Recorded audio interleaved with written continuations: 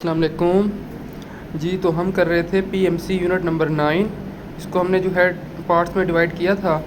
पहले हमने किया था न्यूट्रिशन इन ह्यूमन, उसके बाद हमने किया था गैस एक्सचेंज इन ह्यूमन, फिर हमने किया gas exchange and transport in plants, उसके बाद हमने इम्यूनिटी किया था और अब हम करने लगे हैं ट्रांसपोर्ट इन ह्यूमन।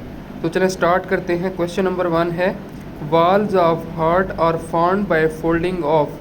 देखें हार्ट की 3 जो लेयर्स हैं, सबसे आउटर जो होती है उसको हम बोल रहे होते हैं एपिकार्डियम, ठीक है, जिसका काम होता है प्रोटेक्शन प्रोवाइड करना। उसके बाद होती है हमारे पास मायोकार्डियम, जिसका काम होता है हार्ट को कंट्रैक्ट करवाना। और अंदर वाली सबसे अंदर वाली होगी हमारे पास एंडोकार्डियम, जिसका फंक्शन होगा एक तो ब्लड फ्लो को रेगुलेट करना और दूसरा हमारे पास वाल्व्स की फार्मेशन, फोल्ड होके वाल्व्स बनाना। ठीक है। Question number 2, which of the following veins do not drain into inferior vena cava. तो देखें इंफीरियर वेना केवा में हमारे तो hepatic when, inferior vena cava basically हमारे लोअर पार्ट से जो है ना ब्लड लेके आ रही होती है, deoxygenated blood toward the right atrium. तो हेपेटिक वेन उसमें ड्रेन करेगी, कॉमन इलियक वेन भी ड्रेन करेगी, इंटरनल जुगुलर वेन ड्रेन नहीं करती। इंटरनल जुगुलर वेन बेसिकली आपकी हेड एंड नेक की वेन है जो ड्रेन करती है सुपीरियर वेना केवा के अंदर। ठीक है। Question number 3, atria receives oxygenated blood bye. तो देखें सुपीरियर वेना केवा, इंफीरियर वेना केवा और कोरोनरी साइनस ये ड्रेन करते हैं राइट एट्रियम में, और ये डीऑक्सीजनेटेड ब्लड को डीऑक्सीजनेटेड ब्लड को लेके आते हैं बॉडी से। लेफ्ट एट्रियम रिसीव करता है oxygenated blood from 4 pulmonary veins. ठीक है। Question number 4, there is a delay of. तो देखें टोटल डिले 0.15 सेकंड का होता है from SA node to AB bundle, और जो रूट होता है इम्पल्स की ट्रांसमिशन का वो कैसे होता है SA नोड से जो एट्रियम के मसल होंगे वहाँ पे, उसके बाद AB नोड और AB नोड के बाद AB बंडल। ठीक है। SA नोड से AB नोड तक जो डिले होता है वो होता है 0.04 सेकंड का। ठीक है। और AB नोड से लेके AB बंडल तक का जो डिले आता है वो होता है 0.11 सेकंड का, और टोटल कितना 0.15। तो इसका राइट आंसर होगा 0.04 सेकंड। ठीक है। Question number 5, SA node does not have. Option A डिफ्यूजली oriented cardiac fibres, ये होते हैं इसमें। नर्व एंडिंग्स फ्रॉम ANS, ठीक है। नर्व एंडिंग फ्रॉम CNS, ये गलत है। तो देखें SA नोड आपका जो होता है वो सिंपैथेटिक और पैरासिम्पैथेटिक सिस्टम के अंडर होता है, जो आपका बना रहे होते हैं ऑटोनोमिक नर्वस सिस्टम। ठीक है। तो option C is wrong. Question number 6, AV node is located in the wall of. तो देखें आपका SA नोड और AV नोड दोनों राइट एट्रियम में होते हैं, लेकिन लोकेशन का थोड़ा फ़र्क है। जो SA नोड होता है वो होता है at the junction of the superior vena cava and the right atrium, और AV नोड होता है between the right atrium and the right ventricle. ठीक है। Question number 7, blood enters from left atrium to the left ventricle through bicuspid valve, जिसको mitral valve भी बोलते हैं। Option C। Question number 8, papillary muscle in the heart are extension of endocardium. देखें जो papillary muscles होते हैं वो ventricle के अंदर होते हैं। ठीक है। जब वेंट्रिकल कॉन्ट्रैक्ट करते हैं तो पेपिलरी मसल भी कॉन्ट्रैक्ट करते हैं। अब देखिए जब एट्रिया से जो है मसल, वो एट्रिया से जो ब्लड है आपका वेंट्रिकल में आ गया है, ठीक है, कैसे आएगा? Through bicuspid and tricuspid valve की ओपन होंगे और ब्लड जो है वेंट्रिकल में आ जाएगा। अब जब वेंट्रिकल में ब्लड आएगा तो प्रेशर इंक्रीज़ होगा, ठीक है, और वो कॉन्ट्रैक्ट करेगा। तो जब वो कॉन्ट्रैक्ट करेगा तो क्या था, उससे बचाने के लिए कि ब्लड जो है बैक फ्लो करके दोबारा एट्रिया में ना आ जाए, तो वहाँ पे जो वाल्व्स होते हैं अपना AV वाल्व यानी बाइकस्पिड ट्राइकस्पिड वाल्व्स, ठीक है, उनके जो है उनको क्या करेगा पेपिलरी मसल, उनकी ओपनिंग को इनटू द एट्रियम रोकेगा, प्रिवेंट करेगा, ताकि जो है ब्लड बैक फ्लो ना हो सके। ठीक है। पेपिलरी मसल एंडोकार्डियम की एक्सटेंशंस होती हैं और उसका फंक्शन होता है back flow of the blood into the atrium. Question number 9, a bundle of nerve fibres located under the endocardium which supply nerve impulses to the myocardium cardiac muscle tissues. तो देखें basically आपका जो root होता है impulse की transmission का वो कैसे है, SA नोड से एट्रियम के मसल, उसके बाद आपका जाता है AV नोड के पास, AV नोड के बाद AV बंडल, और AV बंडल का दूसरा नाम है बंडल ऑफ हिज। ठीक है, bundle of his. A B bundle से वो जाते हैं आगे परकिंजी फाइबर्स के अंदर। तो परकिंजी फाइबर बेसिकली आपके एक्साइटेबल फाइबर्स होते हैं और जो कि कहाँ प्रेजेंट होते हैं, इंटरवेंट्रिकुलर सेप्टम्स के अंदर, ठीक है। फिर परकिंजी फाइबर्स जो है हमारे पास आगे इम्पल्स को ट्रांसमिट करते हैं मायोकार्डियम के पास, ठीक है। तो इसका आंसर होगा परकिंजी fibres. Question number 10, right atrium is separated from the left atrium. तो देखिए इस तरह कंसेप्ट को समझे कि दो एट्रियम या दो वेंट्रिकल, इनको जो सेपरेट करता है वो होता है हमारे पास सेप्टम।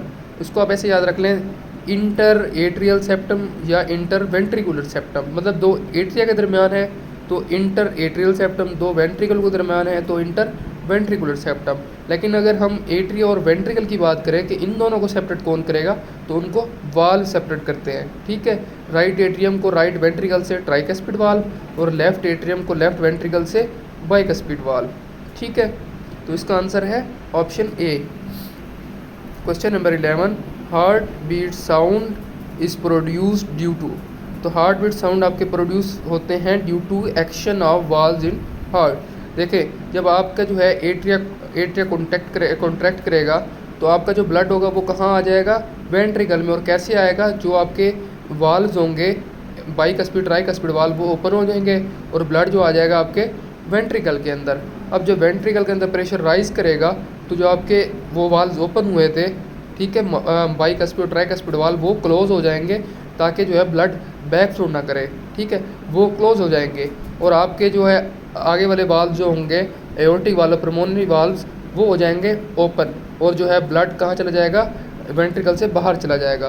तो ये जो वाल्व ओपन होते हैं आपके अपना एओर्टिक वाल्व, प्रोमोनरी वाल्व, इनके क्लोज होने से जो साउंड प्रोड्यूस होगा वो होता है आपके पास लब साउंड, ठीक है, लब साउंड। इसको साउंड S1 साउंड भी बोल रहे होते हैं।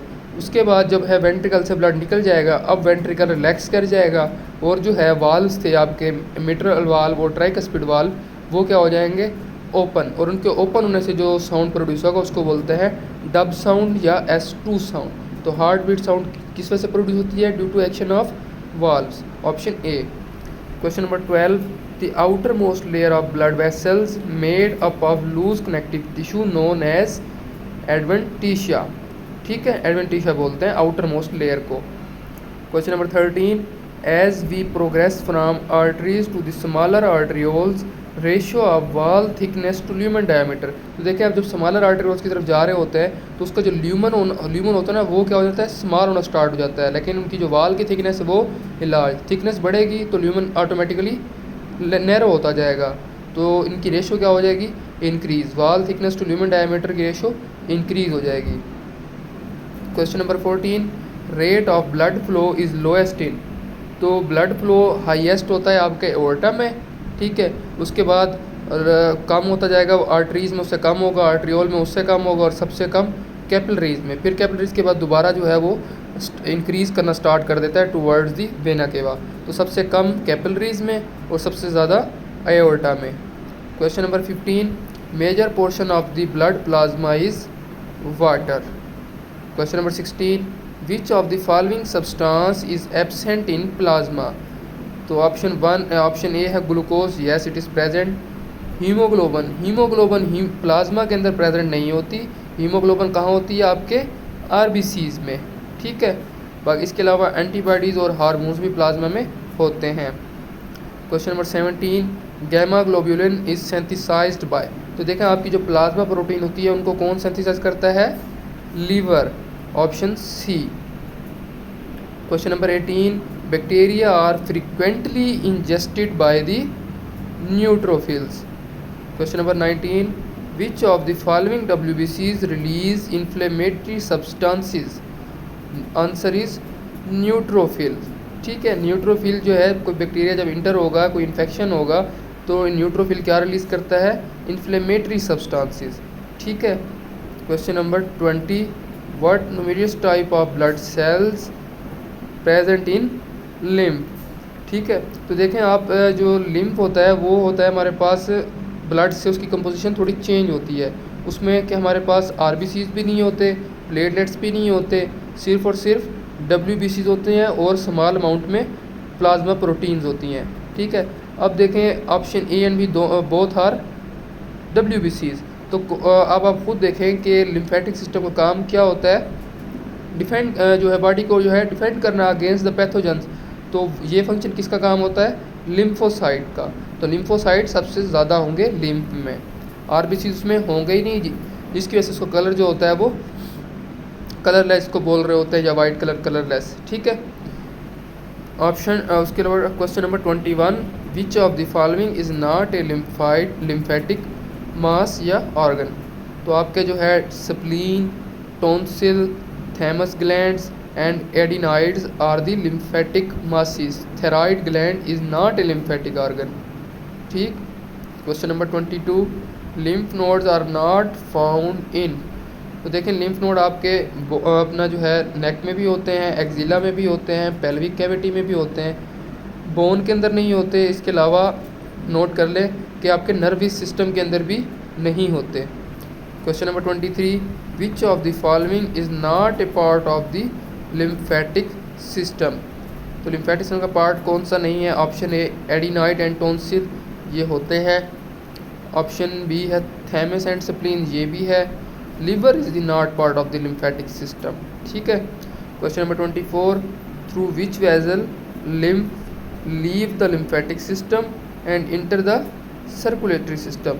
तो देखें इंटरस्टिशियल जो स्पेसिस है वहाँ से जो लिम्फ को ऑब्जॉर्व कौन करता है, अपना lymphatic capillaries, and they join to form larger and the larger lymphatic vessel. ठीक है। Which are known as thoracic lymph duct, और वो ओपन हो जाती हैं सबक्लेवियन वेन के अंदर। तो क्वेश्चन में उसने पूछा है विच ब्लड वेसल किस ब्लड वेसल के थ्रू जो है वो सर्कुलेटरी सिस्टम एंटर हो रहा है। तो आंसर क्या होगा, subclavian vein. Question number 25, which lymphatic structure absorb excess tissue fluid. ये मैंने अभी आपको बताया कि इंटरस्टिशियल स्पेस में जो लिम्फेटिक कैपिलरी हैं उनमें एब्जॉर्ब होता है टिश्यू फ्लूइड, और फिर वो आगे ट्रेवल करके जाता है लिम्फेटिक डक्ट में। तो बाकी MCQs जो है हम इंशाल्लाह नेक्स्ट पार्ट में करेंगे। अल्लाह हाफिज़।